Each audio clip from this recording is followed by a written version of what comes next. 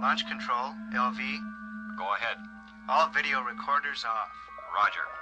SBO, turn off your video recorders and focus OSP camera to monitor spacecraft umbilical. Roger. OSP, do you read? Roger. Welcome, friends, to episode 11 of Up the Waterfall podcast. Yes. With Zanna and Scott. Hello. And Christian on the side. Making sure we all sound good, which hopefully we do. We thank you for joining us. And this week, you don't have to pre-watch anything to get here. We're going to be discussing the history of Space Mountain. We'll try to anyway. And by we, I mean Scott, because I don't know anything about it. My rides on Space Mountain possibly could be counted on two hands. I'm not sure. That's not the case. The one at Disneyland you've been on many, many times. I guess. But I did not ride Space Mountain until I was, pause for dramatic effect, 31 years old. I think I rode first on my 7th birthday. Yeah, I was never a roller coaster person, and my family were not real roller coaster people. My mother would tell the story of going on with my brother in one of our trips in the 80s. And back then, as I'm sure you'll get into the history of, the seats were such that you were kind of like straddle style. Yeah. So she, I guess, was holding onto his arms and put giant holes into his arms with her fingernails because she was so scared. She's not a roller coaster person at all. So I just assumed I was also not a roller coaster person. I finally went on Big Thunder Mountain with my dad when I was maybe Gio's age, like 10 or 11. And I liked it. It was good. And I've been on California Screaming with you.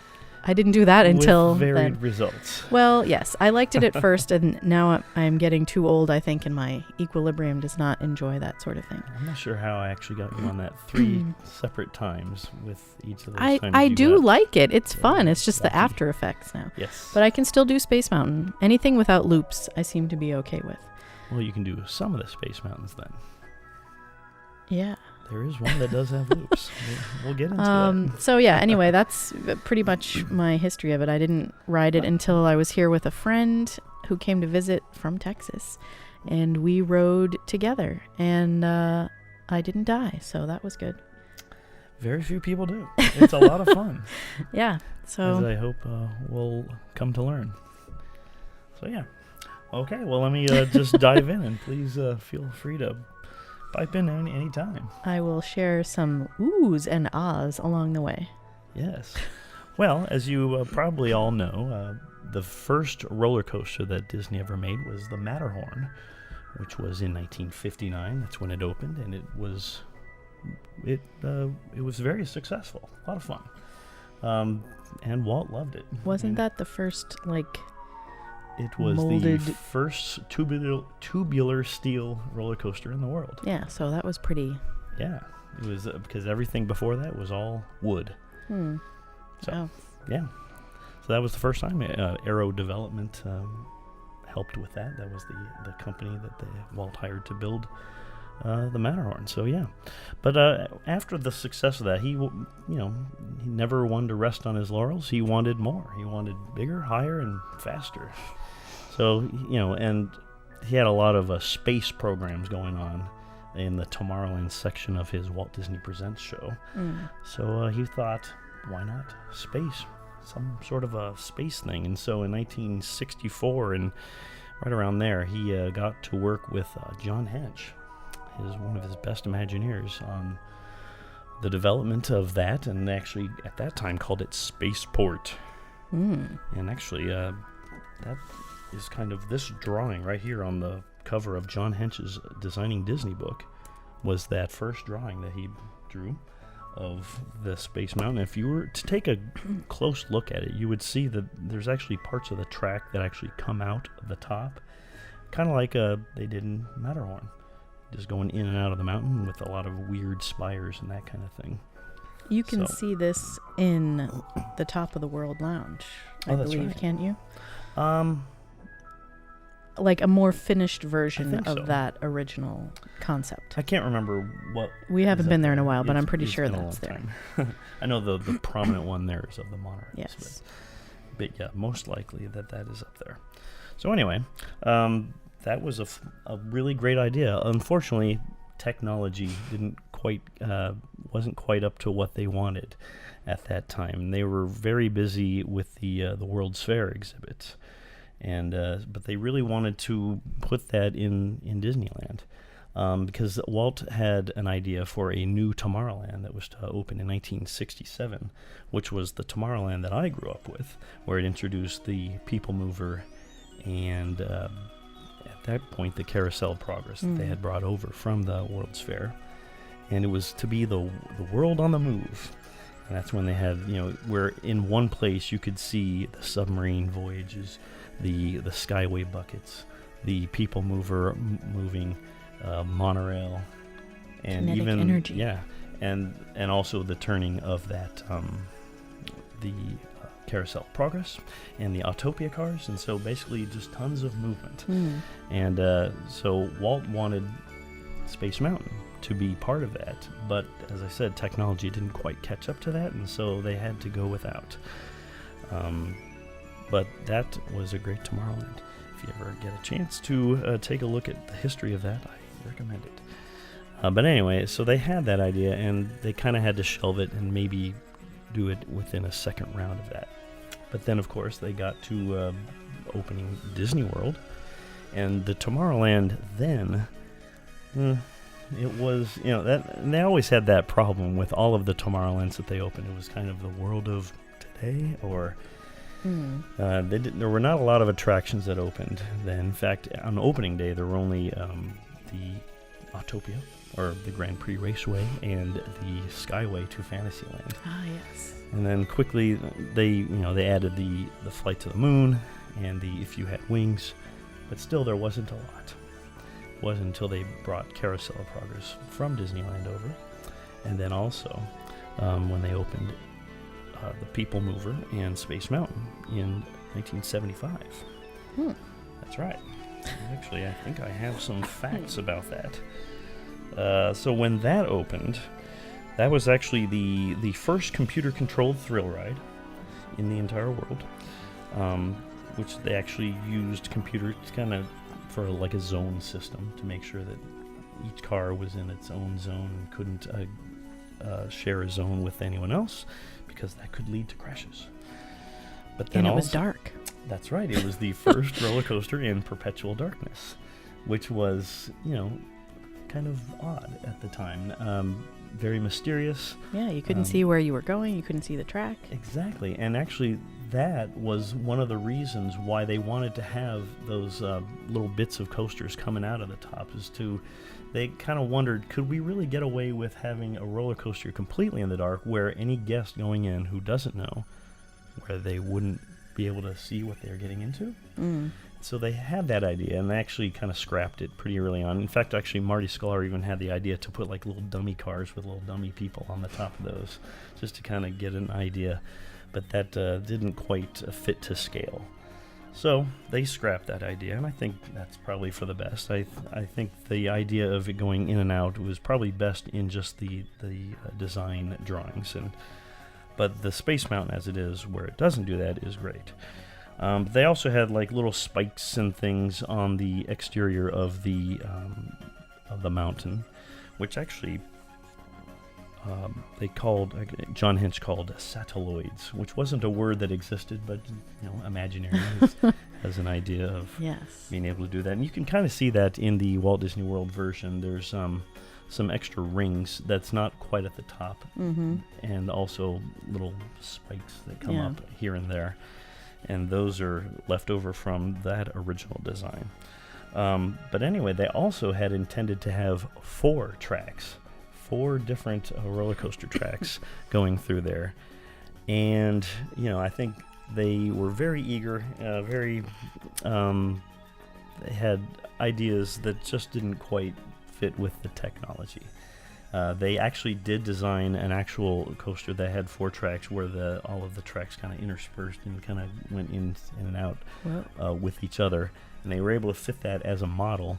And then they took that, the exterior model that they did, and they put it in there, and they just couldn't quite make it fit. So, but with Walt Disney World, they did have the blessing of size.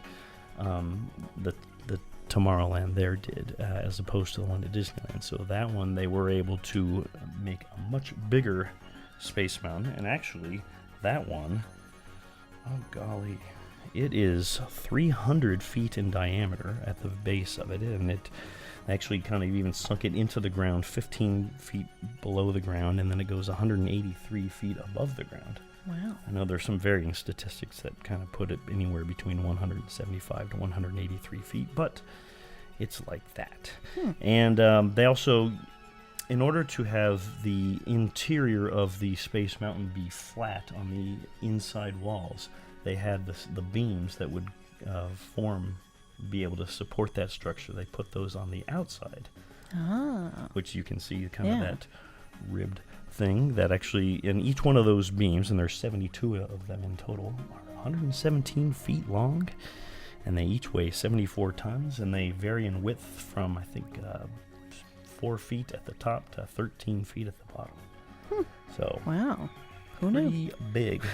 But because of that very unique structure that has that on the outside, which we can now see lit very nicely in the dark at nighttime, it enabled it to have a smooth wall on the inside, which then they could project stars from.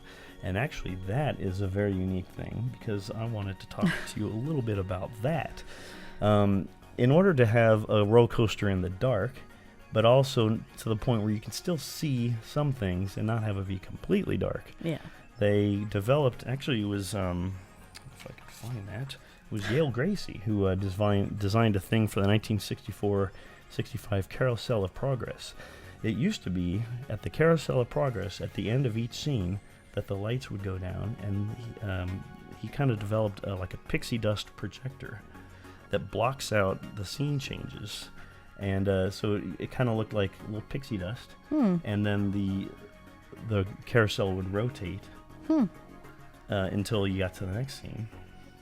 And I actually personally remember that when I grew up at Disneyland in the America Sings, and they did that there too. And it was just a very unique way, because you could see things, but you couldn't quite see the shape of them. It was just kind of like, as I said, like pixie dust.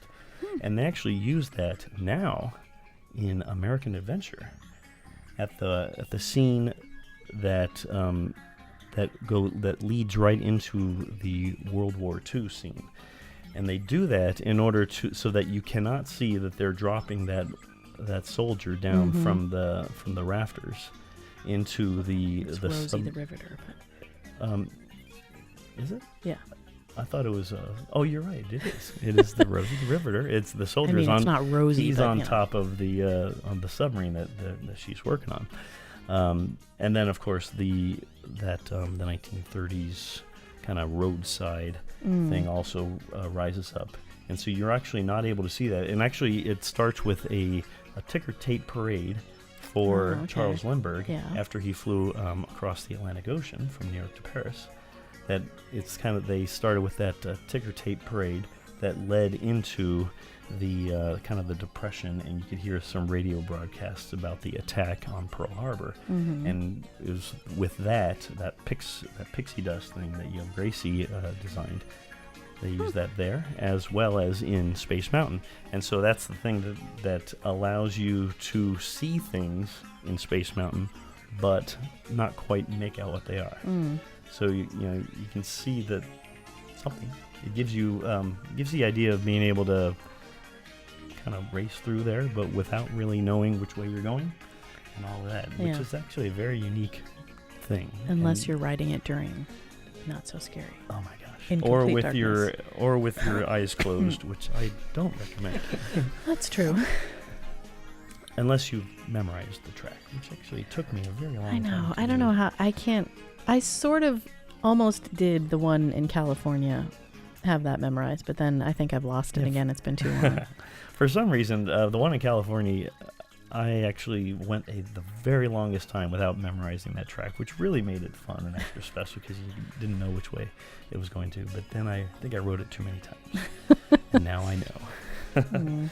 But anyway, that's actually a very unique thing that kind of tied America Sings, the Carousel of Progress, the American Adventure, to Space Mountain. So. Those Imagineers always coming up with something good. That's what right. I think up next. Who knows? Probably something with screens. Actually, it's funny that you mentioned that. Actually, I'll get back into that later. Okay. But so the one at Disney World, as I mentioned, it opened with 2 tracks, the Alpha side and the Omega side, which I think that lasted all the way through maybe 1993 when FedEx came in as the sponsor. But anyway, it opened with RCA as the sponsor. I don't know if you remember that. I've heard tell. Oh, yes. And actually, do you remember that fun little thing at the entrance? No, because I never... No, at the entrance, even outside, the giant pylon that they had outside the entrance with the Space Mountain car. Yeah, I do remember with 4 that. astronauts in there. I think it had like 2 adult astronauts and 2 little kid astronauts. I thought you meant the thing on the... Oh, I'll get to that too. But anyway, that was a very unique thing that had the RCA logo, and that was just a very neat thing because actually it showed the actual car, the Space Mountain car that it was actually one of the actual cars. The real ones? Wow. They didn't like change it out during because that would take too long. Crazy person. But anyway, they kept that also when FedEx came around, and I'm not sure how long that was around. But that was a really neat thing. And so actually, when you went in, when RCA was the sponsor, the very first thing that you saw was Nipper the dog. Do you remember Nipper? I guess I didn't know his name was Nipper. Yeah, that's that fun dog kind of with his, what was he at, the phonograph? Yeah, I guess I did know his name was that. Yeah, Nipper. But he was in a little spaceship, and it rotated. And so that was always fun because... Christian's showing me a thing. That's what I was just looking up anyway. Oh, no, there's Nipper. Okay. Yeah, I have no memory of that because was that gone by like 2007? That was actually gone. No, I remember that being that lasted all the way until FedEx came and to be the replacement sponsor in 1993. There were some things on the interiors that did get taken away in 1985 when they did a refurb. But anyway, once you went in there, they had those fun little. It actually existed so that you could go underneath the railroad track, and so there was a little ramp down, and they had some fun little windows with stars and things. But originally, they actually had displays of RCA products in there. And then on the ramp up, they had more of that. And then in the little zigzag portion right after that took you to the main queue, they had fun little displays, kind of like it showed... in these weird convex windows, some like asteroids, or you could see like a little thing in space being repaired by spacemen. I always wondered about that because I've never, looked up old videos or anything like that, but I didn't go on it until 2007, and those windows... Yeah, those ones actually were maintained until quite recently, and I think some of them might even still be there. Because I think I've only ever seen, stars. Some of them are still there. Yes. Like there's one at the end where it actually shows... I'm always shows... rushing through, I guess. Yeah, and that's the unfortunate part about that. A lot of people rush through that. They don't take a look-see. But there's one where actually it shows some people kind of racing around in one of the actual space cars. Oh, really? Space Mountain cars. Yeah. I mean, it's smaller version, of course.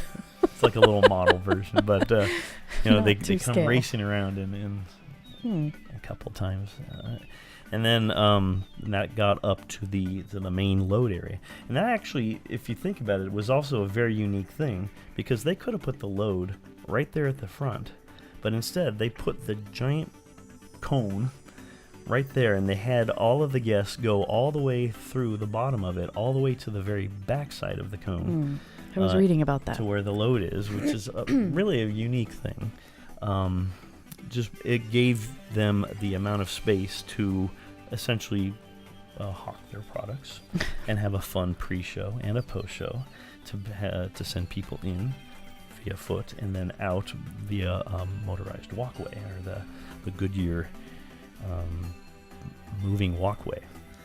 But anyway, the fun roller coaster ride itself was they actually had unique cars that they opened with. They had they were similar to the Matterhorn bobsleds in that it had two capsules with 2 seats each, and 2 people could fit in each seat, straddle style.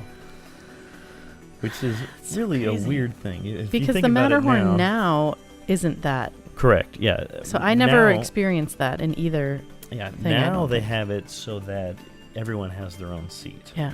So this way you could fit 8, but a lot of times, either larger individuals or people that didn't have anybody to be with would have their own seat. And so it varied between 4 guests to 8 guests per launch.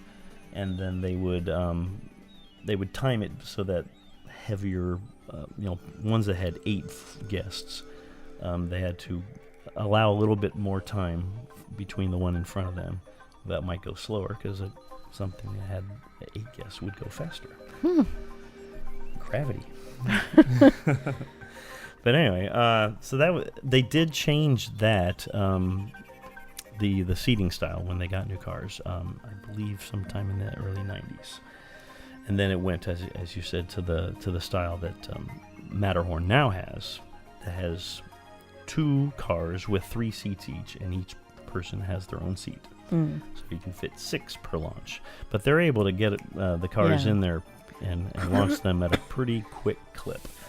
So I do prefer the Disneyland cars as well, just because you can sit next to someone and it's much easier to get in and out of, especially if you have like a backpack or something with you. It's kind of like insane. Yes, because Disneyland had less space to work with. They actually had a much smaller footprint, and so their Space Mountain is actually only 200 feet in diameter, and it's a lot lower.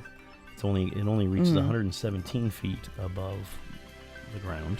It is buried 17 feet below the ground, but it's still a pretty small thing. So they could only fit 1 track.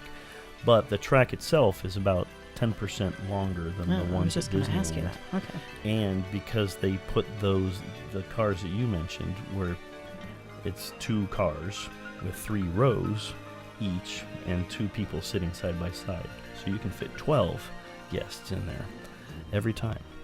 And so they were able to keep the capacity up and actually match the one at Disney World that even had 2 tracks. So even with just 1 track, they were able to match that capacity because of that seating style. Which, I actually did prefer that too. But let me give you a few more fun facts about the Walt Disney World version before I get to Disneyland, and that's just that when they did open it on January 15th, 1975, the RCA chairman, Robert Sarnoff, and then Disney CEO Don Tatum were there, and they actually had a 2,000-piece band. 2,000? 2,000-piece band. If you think about the opening of Disney World, they had 1,776 trombones, quote-unquote, kind of due to the music band, which was 76 trombones. But they actually had a 1,776-piece band at the opening of Disney World, but they actually had 2,000 for the opening of Space Mountain and the People Mover. And if you can see actually pictures of them where they're lined on the People Mover track and all are on the bottom. They had red, white, and blue fireworks, and they released 50,000 red, white, and blue balloons. Those poor turtles. Yeah, I wonder how many turtles and birds suffered as a result of that, because we didn't know better back then. That's true of a lot of things. But anyway, the first person to ride it was Colonel James Irwin from the Apollo 15 mission. Whoa. So they actually got an actual space guy to do that, and he liked it. But anyway, I do have some. So they got to right after that one opened. It was very successful, and they realized at Disneyland they didn't have any thrill attractions, so they needed one pronto stat. So they went ahead and, even though they tried to get it in for the 1967 expansion of Disneyland, of that Tomorrowland, they didn't add that one until 1977, shortly after, just a couple years after the one at Disney World opened. And as I mentioned, it was a lot smaller. But if you think about it, that's right when Star Wars came out. And so a lot of people were all hyped up on that kind of thing. And so the idea of hyperspace and interstellar travel was a bigger deal. And so they actually used the story elements of hyperspace there, where it's a little different at Disney World. And it did not open with a sponsor. They actually kind of created the Disneyland Aeronautical Space Agency, kind of like NASA, but a Disney version of that. It was kind of like a fictional thing. But for its opening, they actually had the Mercury 7 astronauts. The six surviving members of that, plus Gus Grissom's widow, was there, and they were at the opening, and they all said it was just like the real thing, just like an actual space launch, which I don't know about that. I guess we're all astronauts then. That's right. And and actually they used Gordo Cooper in the safety video out there. So, which was a very unique thing, and they actually used him later in the development of Epcot. So there you go. And but in 2003, they realized, this we're having some real problems with this thing, and we need to kind of replace the whole thing. And so actually, I do remember this. They actually shut down Space Mountain, and kind of like where you build a ship in a bottle, instead of taking the whole top off, they actually punched a hole in the back, and they removed every bit of track. Wow. They removed everything. They even kind of sunk it a little bit farther down into the ground. So they able to, and then they rebuilt it piece by piece, just through the hole, without having to take off the top of that thing. And is it true that they used actual butter for the new rails? It was so smooth that it felt like each of the rails was made out of little pats of butter or butter sticks, because that was one of the coolest things about that. And I actually was there for the preview of that ride. And by the way, it closed for over 2 year. Wow. From I think May of 2003 all the way to July of 2005 for Disneyland's 50th anniversary. 2 years without a Space Mountain. Can you imagine? No. A lot of people were very upset about that. Because I went 31 years without one. Yeah, and that's the thing. Like, Disney World can never get away with that for some reason. I mean, they should. I think they could. If they need something replaced, but you got to do what you got to do. People need to. I mean, look at Hollywood Studios is a perfect example of. I agree. It had nothing for a long time. They kind of use that excuse as why they don't fix the Yeti, for example, because then Expedition Everest would be down for that amount of time. But I think you got to do what you got to do. Because I think that would.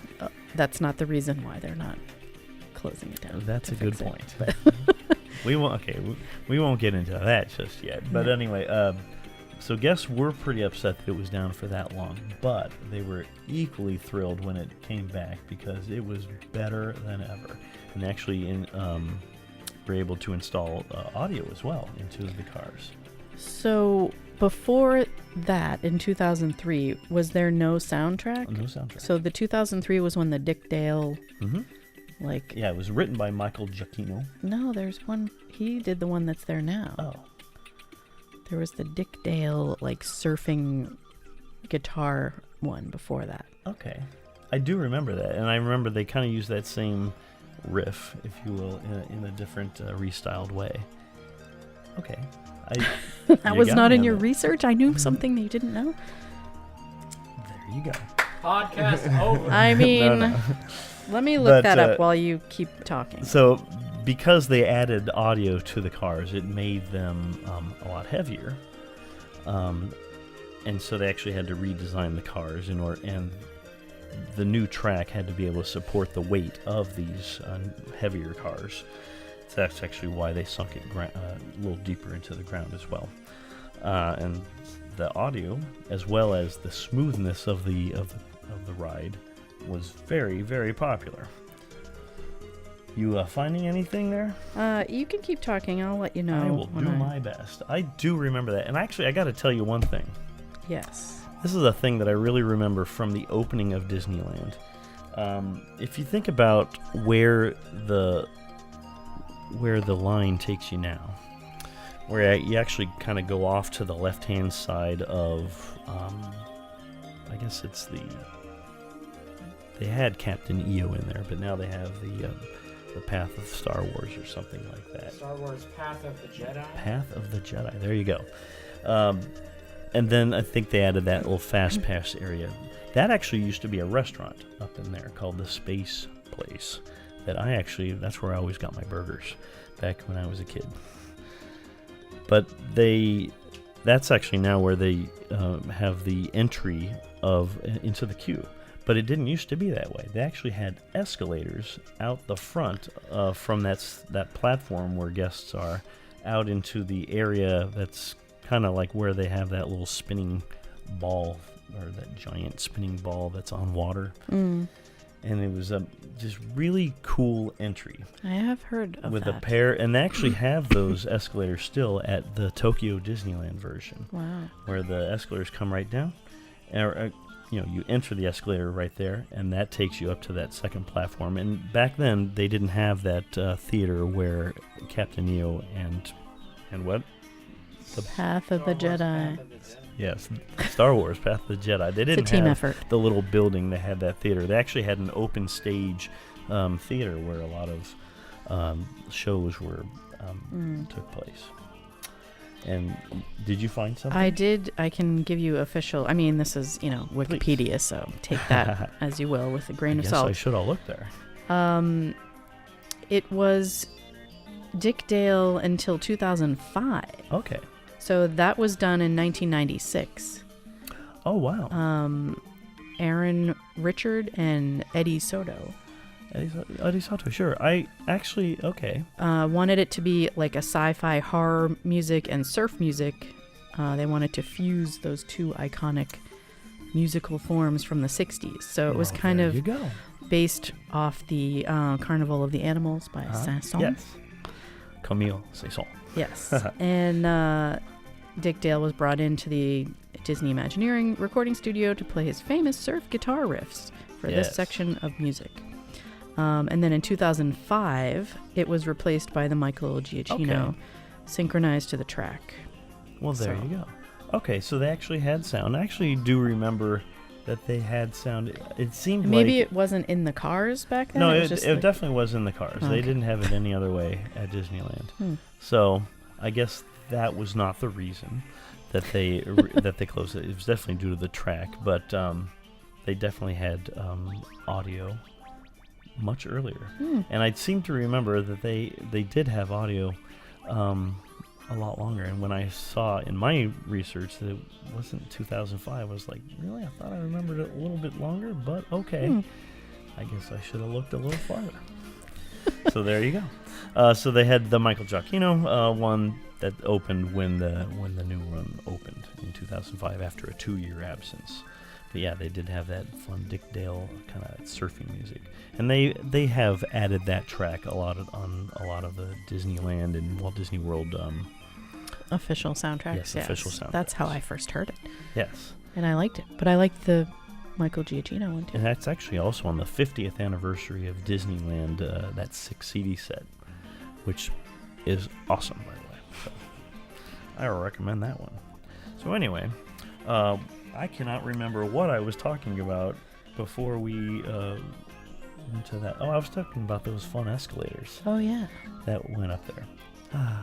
So they took the ones down at Disneyland, which I finally remember, but they do have them still in Tokyo. That's So that's good. And actually, I like that that new setup that they have, which is no longer, it's not new anymore, but it's still semi-new to me. Yeah, and where you kind of go up that left-hand side. Although if you want to run and get fast passes, paper fast passes, it's still quite a haul to get there. True. But I really like that area because even though the People Mover is down, they still have the tracks up. And that area right there has a lot of the old retro look to that 1967 new Disneyland. And Corn Chat. Oh my gosh, that's right.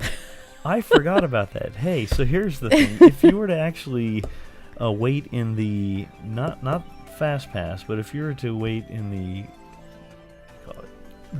standby, regular standby queue. In the area right when you finally enter the actual mountain, they have the best audio there. And they have that's also at Disney World in parts of the queue, where they have ComChat. Yes. Which there's a story behind the Corn Chat. Anyway. I'll explain. Okay. It's a quick story. Go Someone gave us many CDs back when we were still getting music off CDs, and iTunes allowed us to do that. And it was a massive, 5 or more set of original Disneyland audio. And one of the track listings was, I guess, mistyped as Corn Chat. Command receiver checks are complete. You can print out your initial conditions. LV, flight safety. Go ahead. Verify number 1. SPF, this is LV. Go, LV. Turn on your port recorder for spacecraft function. Roger. Recorders are on.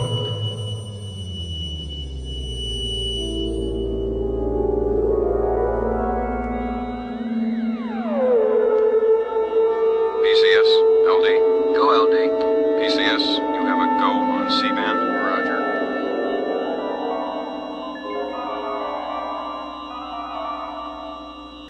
And I, being a Disneyland newbie, had no idea what it was to begin with. So I just thought, I don't know why this is called Corn Chat, but okay. And it would just be the people talking back and forth about... Yeah, like from Mission Control, talking to the astronauts or people in the other space stations. And it wasn't until we were both flying to Disneyland together in 2013, I think. Could have been 20... Yeah, it must have been 2013. I think it was 2012. I don't know. Anyway, we were both listening to that at the same time, and then I was like, hey, Corn Chat, why do they call it Corn Chat? And that's what he explained, no, it's supposed to be ComChat. And I was like, oh. But the other cool thing about ComChat was when I finally discovered, the old Disneyland tracks, because there was a time when you just did not have access to that stuff. And so the people who finally mined it somehow, whether it be from the internet or I don't know how they got it, but when that stuff finally started coming out in maybe about 2001 to 2005, right around that age, that's when I started kind of reliving my childhood by hearing these fun things. And ComChat especially was one that really took me back to my childhood and my days as a 7-year-old riding Disneyland, or riding a Space Mountain for my first time. And wow. Yeah. Even though all it is literally just, as I said, Mission Control talking to people, and it's in a way that it's kind of like background stuff. We'll have to see if we can find some. But it really kind of took me back. So I really like that they still have that there, and there are actually parts in the Space Mountain queue at Disney World that have that too. I'm not sure if they still do, because they're always changing things. This is true. But anyway, so that's a good one. But anyway, one of the cool things about that one at Disneyland is they also had the People Mover that went through Space Mountain as well. So after it went through the Star Tours or Adventure Through Inner Space queue, and then it went into Mickey Traders, or that one gift shop, it then went into Space Mountain, and where you could... And actually, it did a kind of like a half semicircle above the guest queue, where you could see out into the mountain. You could see there was so much stuff going on with lights and asteroids and things being projected on the sides. It was not easy to tell what was an actual spaceship versus one of those projections, which was very, to me, fun. It made it like very mysterious. Yeah. And the same can be said with the queue, as it kind of did a zigzag pattern where it went deeper and deeper. There are a couple of places that actually looked out into the mountain as well from the queue. And it got darker, and then finally it turned around, turned a corner into that load area that had that awesome spaceship. So, very cool. Yes. And they actually duplicated the Disneyland version of Space Mountain in both Tokyo Disneyland and Hong Kong. The one in Tokyo is such an exact replica of where the queue goes, where in the same locations, and also has a spaceship, although the spaceship's a lot more sleeker and fun looking. The one in Hong Kong, the queue pretty much doesn't do anything. It goes into a room, has some back and forth, and then it goes to the load. There is not much theme in there. It would not have made the best queues list. No, not at all. I was last there in 2011, so maybe they've changed it. I don't know. But Space Mountain actually is one of the few attractions that I have actually ridden 5 different iterations of it around the world. So that's fun. Lucky you. Yes. So anyway, a couple of other things. So when Paris opened in 1992, it did not open with the Space Mountain there. It actually took a couple of years before that opened, but their Tomorrowland is not a Tomorrowland at all. It's actually Discoveryland, which is kind of based off of the writings of Jules Verne, H.G. Wells, and that kind of thing. But for the Space Mountain, they actually took the idea from Jules Verne's book, From the Earth to the Moon, which you may remember from Horizons. Yes. That little one scene. But they actually, in Jules Verne's book, they actually used an actual cannon to propel the spaceship to the moon into its eyeball for some reason. But anyway, so they took that idea of having the cannon and they actually put it there. And there's a lot of golds and very steampunk themed and things. And that cannon is actually called the Columbiad from the book. And the roller coaster car kind of goes up and it stops on the side of the mountain in the cannon. And then there's a thing where the little part of the cannon kind of kicks back and then projects guests in a launch up the side of the mountain. And it has a bunch of smoke effects and things like that to make it seem like an actual cannon, just like from that book. And so it goes up the side of the mountain and then it dips into the mountain from way up there. And that ride is a lot crazier and a lot more wild, because they're inside. They have fun little asteroids and things that you kind of avoid. And there are, as I've mentioned, loops in there. Multiple? 3, if I'm not mistaken. A couple of which are corkscrews at the end. But in the new iteration that they have, there's really awesome lighting where when you go through the corkscrew, that it makes it seem very disorienting. This is not good news for me.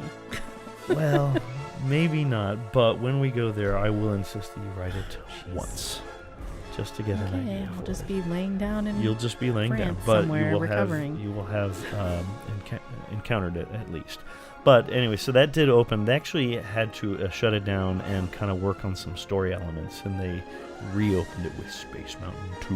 And there was a whole to-do with that. And I think they've even worked on it lately since when they've kind of worked on a lot of their rides. But the one in Paris is very different than all of the other ones. And that one, of course, was worked on by Tony Baxter and Tim Delaney. Great Imagineers, especially Tony. Woo! We are huge fans. He's a good guy.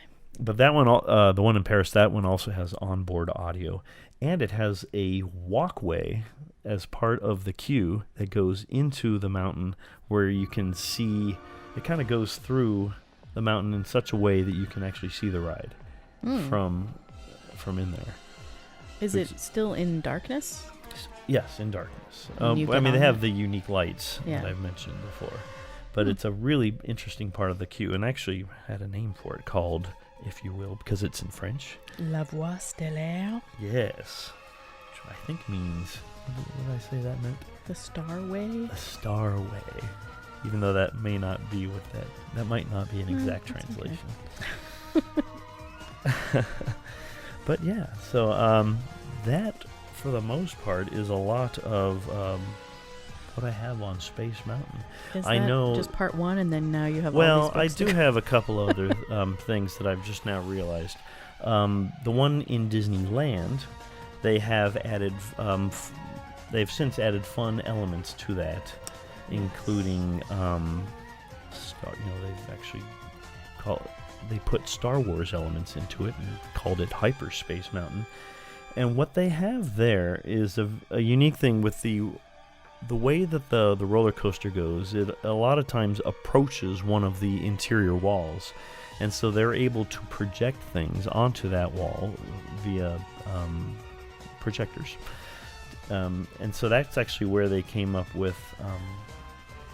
Help me out with the name of it. The scary Oh, the Ghost Galaxy. Ghost Galaxy. Thank you. Yes. Woo! Ghost Galaxy! Which is a lot of fun. I But was it's afraid to actually ride that. It's a little frightening. Well, it's not really. I mean, But when I went on it the first time, because I'm kind of a scaredy cat, I was afraid.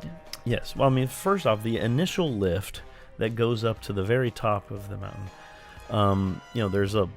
Since you can see the interior side of the mountain there, they project a thing there. That kind of, it's a really spooky thing. And then as the coaster goes, farther, where it's always kind of gliding down, but it's always approaching the side of a wall, and they're able to project a thing there, and they're able to do that so that So there's you feel tons like of projections. Getting. Yeah, so they're going able to into a essentially ghost, put a basically. show in there, and they've done that with the Ghost Galaxy as well as the Hyperspace Mountain with the Star Wars elements. It doesn't work as well at Walt Disney World because it's not often like where the track approaches the side of a wall. And so they're not really able to make the projections there as much. But in 2009, my buddy Alex was actually a main part of the project that redesigned the Walt Disney World Space Mountain. And one of the major things that they did is they filled in the little holes because you could actually see from the queue in the load area, you could see up into the mountain, and you could see all the cars whizzing by. But they actually closed those out. And because of that actually made it a lot darker because there was always kind of light pollution coming from the load area. What into year there. was that? That was 2009. I think it finally opened in November 2009. I guess I saw it before then, but I don't really remember too much. It was like a one-time thing. Yes. But anyway, go ahead. But so they were able to add audio, but they couldn't put it onto the actual cars Right. because they didn't want to do the thing that they did at Disneyland where it took 2 years to kind of redo the entire track. So what they did is they put speakers throughout the ride, whereas you're approaching like maybe a turn, it had a fun effect that you would hear. Stereophonic. That's right. Actually, I think they use that at that is here. stereophonic That's right. is yeah. I remember that the on little the poster, that yeah. they had. Yes, that's right. The stereophonic. Keep Is me it called around for something. stereophonic sound? Yes, I Okay, believe yeah. so.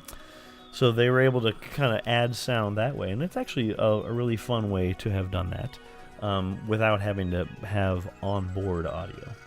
And they've actually done that well. And in actually recent years, in the for the Mickey's Not So Scary Halloween Party, they have quite literally turned off every lighting element in its entirety, Yeah. so that it is in 100% complete darkness. And they've added some weird rock music as well, which is very I don't odd. remember the sounds at all. Yeah. I we- believe you, but I really don't remember. No, Yeah. we've done I it the last do. 2 years, It's a little Christian and I off-putting. wrote it this year. I You didn't. I like when they have some lights so that you can kind of see what's going on. But with no lights, I it wasn't. was a little. I wasn't a fan 2 years ago when we did it, you and I. But then when Okay. Christian and I did it this year, I was kind of okay with it, I guess. But I mean, to me, every time I ride the one here, I just wish I was riding the one in Disneyland. So Yeah. I'm kind of spoiled by that now. Yeah, I mean, I think the one at Disneyland is forever my favorite.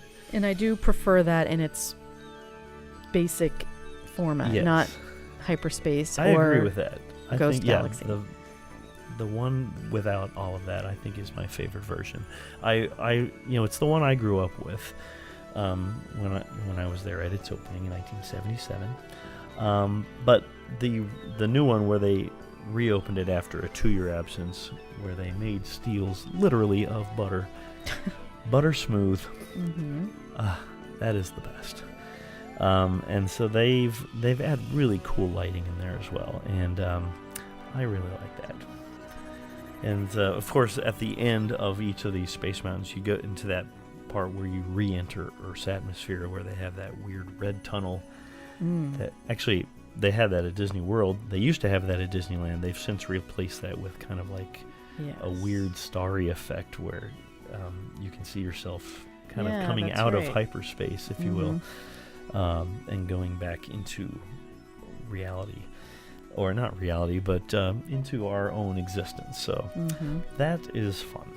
So do you have any fun memories of Space Mountain? 'Cause I know that you've said that you haven't ridden it shared that all of many them. times.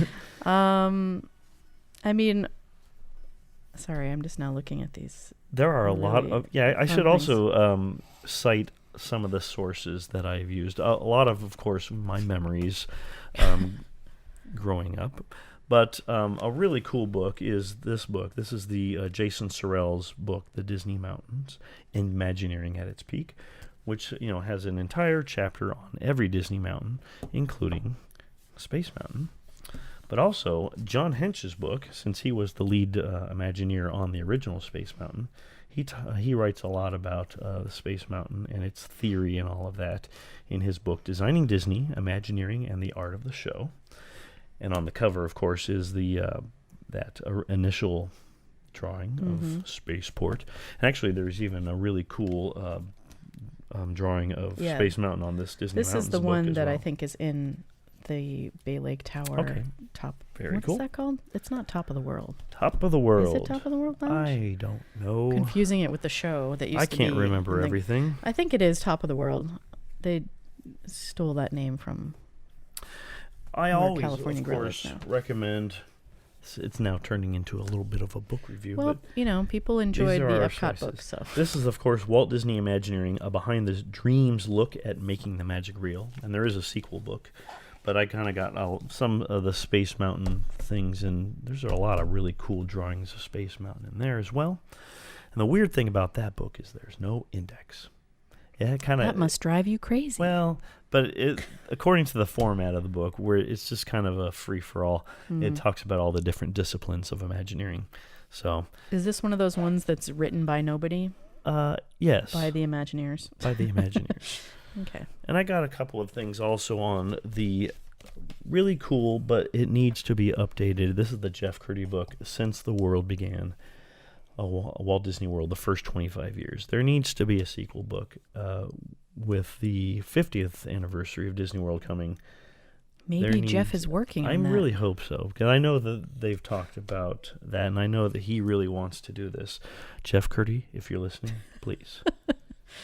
Or even the Disney publishers, if you're listening, please get Jeff on this. Yes, these We need two a of sequel our version, main but- listeners. So there's a couple of things in there, and of course, I did get one fact out of the Disneyland Inside Story by Randy Bright, which is that really cool Disney book, as well as the online resource Widen Your World, which is just a really cool thing. And actually, that one talked about the post-show, which I actually forgot to talk about.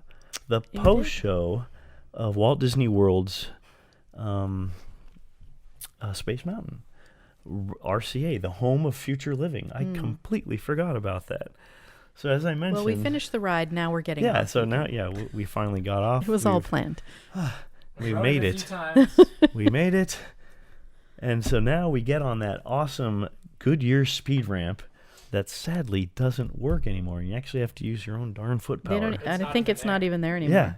So you have to completely walk out of there. Yeah. Which is, it's straight. It's not very but it's futuristic not having to use your actual. I don't know why they got rid of that. Normal and that's sidewalk. Sad, because that was just a really cool thing, just to be able to relax and kind of let Goodyear take you down, the home of future living by RCA, and they actually had a lot of fun exhibits there, an actual home of future living with RCA things. When they opened that in 1975, it had all kinds of things, not just televisions, but RCA was kind of a communications company that had all kinds of things for that. And so they had like people with computers, talking remotely with people in the offices, or being able to have like a baby monitor where you could see the baby in a different room, or being able to talk to a neighbor via video. There are all kinds of things like that. And it was a really cool thing. And my first visit to Disney World was in '84, and I do remember that. But it was only that one visit where that was there. Even though RCA kept sponsoring the exhibit all the way until FedEx did in 1993, they took that out in 1985. And they changed it to Rika 1, which is kind of the one that I remember. Which, they still have the thing, the little areas in the same place where you can see them now. Those little exhibits where it's just kind of like space living. I only ever saw them on the People Mover. Yeah, that's the thing. The up. initial one, the Home of Future Living, it was developed in such a way where you could see it better from the People Mover that went through there. And all of the subsequent ones really haven't been designed in any way to have the people who can see it from the People Mover have any kind of a decent view at all, which is weird. They still have that view, but it's not designed for them at all. You can just kind of see that something's going on there.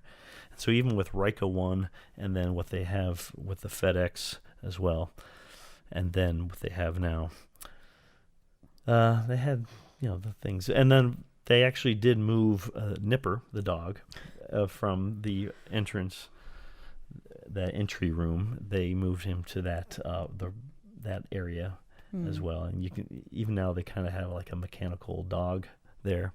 That was the original Nipper in a different form. He's still kicking. And of course, the end of that was that you could, they had it so that you could see yourself on TV, and so they had cameras pointing at you, and they had all different, I think like 9 different RCA TVs. And back when that opened in 1975, that was a really cool and neat thing. Yeah. People just did not see themselves on camera before, and so that was that was like the coolest thing. And I think a lot of people even called it like the best part of that. Who put me in that little box? Exactly.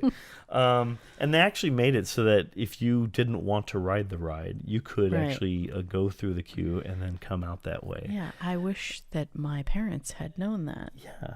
Or told me that, and I would have done that. Outside for your party to get through. You could have enjoyed all of that Home of Future Living stuff. I probably just rode the Rika People 1. Mover instead. Yeah, the People Mover was fun too. So anyway, so that kind of wraps up my little Space Mountain thing. A classic attraction. I do like it. It's one of my favorites. Back when when I started going to Disneyland in the 70s, Tomorrowland was my jam. That was my place. That was the coolest thing.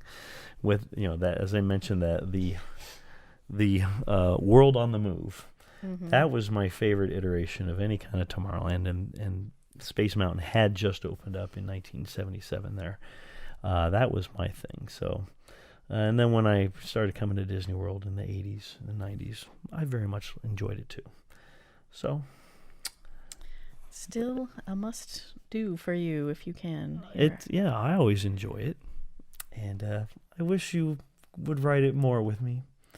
But the one here, I'm always like, nah, it's okay. I'll wait till we get back to Disneyland. Sorry, that's just. It's definitely I just not. love the Disneyland. Disneyland one so much. It's my favorite. That and Indiana Jones are like my favorite Disneyland thrill Very rides, good. anyway. Well, But yeah, I mean, that was some very interesting backstory, some of which I had no clue about. So yeah, thanks as I mentioned, the cool thing was that little starry thing that Yale Gracie had come up with. Yeah, now I want to which go do American Adventure. Which took me to America Sings, because that's the first place I remembered that. And, it was just one of those things. And if you may remember when I talked about when we discovered all of those audio tracks, when I rediscovered America Sings in its entirety, that was a whole thing too, because that took me back. Future episode. Yes. Well, but anyway, so that is that. You have some memories of Space Mountain in any park. We'd love to hear them. Yeah. Tell us your favorite Space Mountain stories. There are, I'm sure, tons of Space Mountain stories that people have. How old were you when you first rode? Was it younger than 31? Was it older than 7? If so, call this number now. Press 2. No. Like, did it frighten you, or just being in the dark and not knowing where all of the different that's the thing, is like riding it as a child versus an adult is a whole different thing, I'm sure, the first time. I didn't know. Surely, right? I was if I like to raise my hands in the coaster, but I was scared to do that because I thought I would lose my fingers. Or you would fall out. That's right. But I've since wisened up. Yeah, now that's one of my favorite things riding either park is seeing what you do on the on-ride photo, because it's always something new and different every time. I at least remain in the vehicle at all times. Most of the time. Most of them are not broken. That's right. No, they're not at all. There are some where you're really hanging out there, though. It looks that way, but it's not real. Okay. It's smoke and mirrors. Yeah. So anyway. Well, thank you for listening. And Yes. if you're watching us on YouTube and you could see all of the books, thanks for watching. Yes, and I did cite all my sources there, so there's some places for you to be able to go and check out more information. As I mentioned, the books that I have, there's a lot of really cool designs, and maybe we can include those. Yeah, we will. You have some book blog posts coming up that we will be sharing as well. So like and subscribe wherever you're watching and listening. That really helps us get the word out. We're still a new podcast trying to make our way in the world. We appreciate everyone who's listening and commenting, and tell your friends. That's right. Here's to the future. Yes. Which is the RCA song. That I don't remember. Sung by Nipper. Yes, Nipper. No, it's not With sung by corn Nipper, chat but it in the was background. Here's to the future. Anyway, no memory. here's to the future. All Thank right. you. Thanks for coming up the waterfall with us. That's right. And we'll see you next week. Up the waterfall.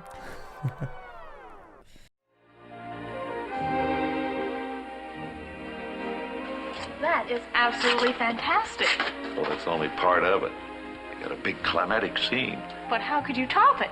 Well, we set the place on fire, and we have our audience trapped down in this flaming city. And how can they get out then?